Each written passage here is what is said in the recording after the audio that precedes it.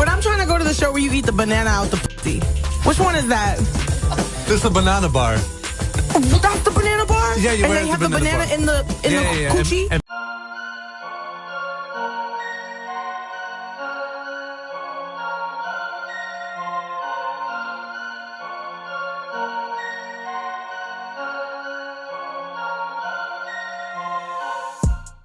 Hello everybody and welcome back to What's the Latest. Now Lizzo, big time performer, in the juggernaut in the music industry, she was recently hit with a lawsuit by 3 of her former dancers.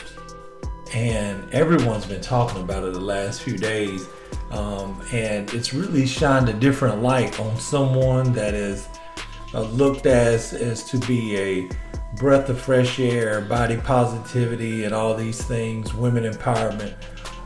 But Lizzo herself was accused of creating a hostile work environment and sexually harassing her dancers. And one even accusing her of weight shaming them. I'm like, what?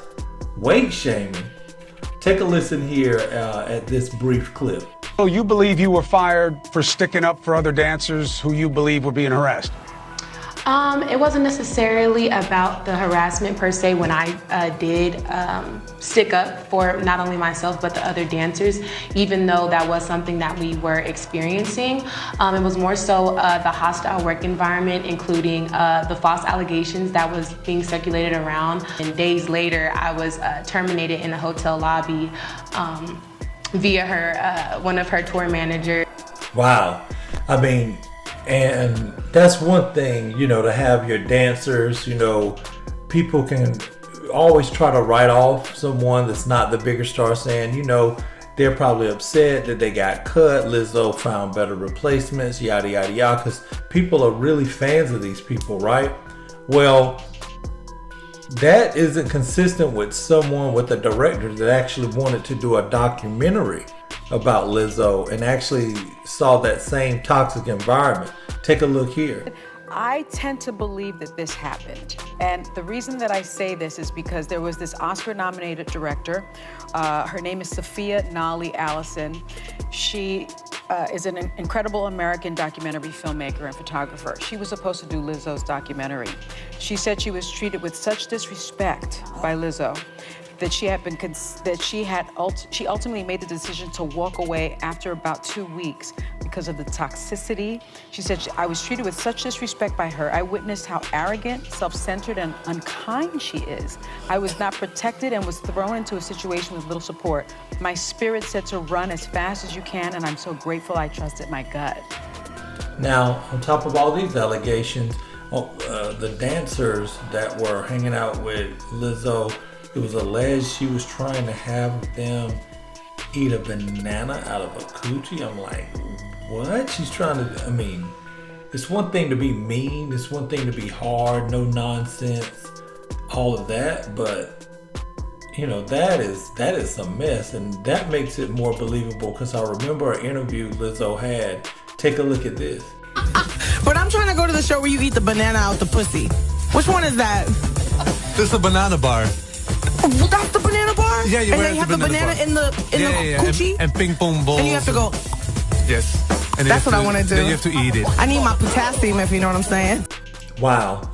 Hey, to each their own, if she wanted to do it. But she, allegedly invited her dancers out with her and used her power dynamic to make them engage in that behavior as well. So it's really not looking good for Lizzo. And on top of all of that, then there's another story where she actually, ended up being a home wrecker. Take a look here. I first met Lizzo late 2016, 2017-ish. She and my boyfriend were co-hosting a show on MTV called Wonderland. And no, she wasn't very nice. She wasn't very nice to me. I knew she didn't like me, but the people around her were nice. Like her sister seemed nice. And I kind of ignored it because I felt like, well, she's already like in this celebrity scene or whatever. So she probably just feels like she has better things to do than talk to me. And I just noticed that, like, even when we were just out to eat or at the beach or something, she still wasn't very nice to me. And it wasn't like a production thing, like, oh, she's just really busy or whatever. She just didn't like me. She didn't say anything that was mean, but she was really like standoffish, or like wouldn't talk to me, you know, like when I talked to her, it was kind of like, oh, okay, like, get the fuck away from me. I don't want to talk to you. So yeah, I eventually found out that she and my boyfriend had something going on, ex-boyfriend. And that was that. I left the relationship. I mean, yeah, it was heartbreaking. I mean, I was with him for 10 years. I supported him through everything. And when he finally got a big break, he left me for Lizzo. It was really hard for my mental health. I went through a really difficult period of time trying to be okay with this, because it wasn't just like, oh, I broke up with my boyfriend. It was like, oh, I broke up with my boyfriend and he left me for a person who wasn't very nice to me, turned out to be, like, after the fact, after we broke up, she became a Grammy award-winning celebrity and everybody in the world loves her, and her message is like love and light and positivity, after knowing how she treated me. But I didn't want to say anything because it made me sound like a whiny little baby or something. So I didn't broadcast that was something that happened to me, or when I did talk about it, I never named her, because I just didn't feel like I would be supported or people would care, you know, like people loved her. So why would I try to like drag her name or whatever? So I just silently went through something really big and really hard. It was like my fight or flight response was triggered every time I heard her song on the radio, or like if I went to the movies and like her song was in the trailer. It was so difficult, and I cried for so long, and I felt so depressed, and like I was in a really bad spot for years because of how this happened. And I know it wasn't her fault. It wasn't her fault. It was his fault. It was the way he handled it. She has no responsibility to me. But I think they could have both been a little more kind in the way that they chose to get together. You know, like, he could have broken up with me, or she could have maybe suggested that he break up with me before they started something, because the text messages were something that I'll never be able to not see in my head. I think I'm feeling emotional right now because this is the first time I've ever been able to freely speak on it and feel like people will hear what I'm saying and not just like come at me for saying something about somebody that you really like. And it feels like this validation. And I try to be a good person, you know, I try to let things go, forgive, you know, just move on. But some things just stick with you until it gets lifted off of your spirit. And I feel like this is a moment where it's gotten lifted off of my spirit, that she's not everything that she's been saying she is. And I've known that for a long time, but I tried to let it go. But now that it's coming to light, who she really is and how she really operates, it's just like vindication.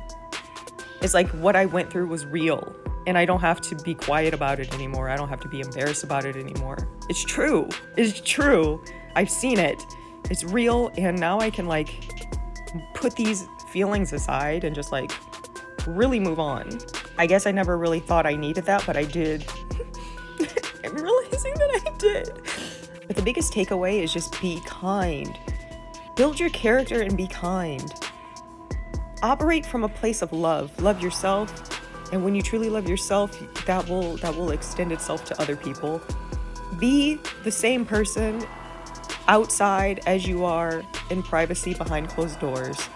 Don't try to build yourself up in a fake persona just because people say the right things or put on the public displays of humanitarianism or I care about you. And you know, like, people love hearing those things, but what we're really not looking at is how people actually live their lives.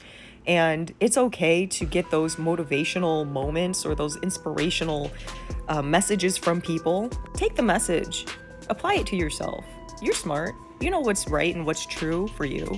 So take those things and let them make you a better person, but don't ever idolize messengers. Do not ever idolize messengers. You do it for yourself. You figure those things out for yourself. You set your course, you set your path, you do the things that you believe in, and don't think that just because someone else is saying it that they're better than you or anything like that. We're all human. Don't forget that.